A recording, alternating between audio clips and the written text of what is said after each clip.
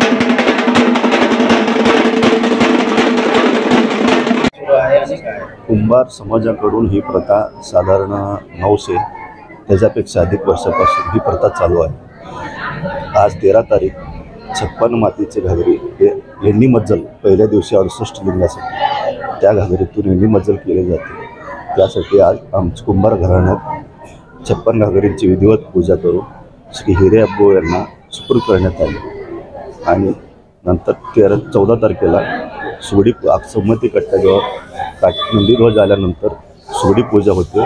तो मान योगीराज कुंभार यांना आहे आणि 13 सुगडींची पूजा आणि गंगा पूजा होते।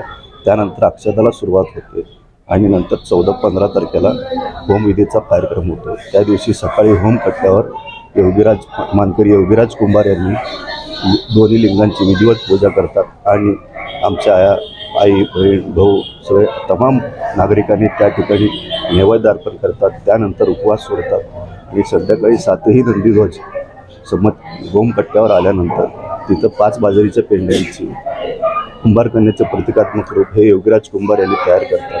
त्यानंतर हिरे अब्बू यांनी आल्यावर त्यांना साडी, चोळी, मणी, मंगळसूत्र कुंभार कन्याचं प्रतिकात्मक रूप तयार करतात.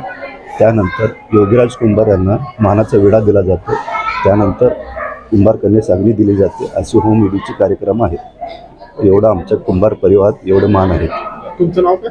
मी महादेव कुंभार, मेन योगीराज कुंभार हे आहे.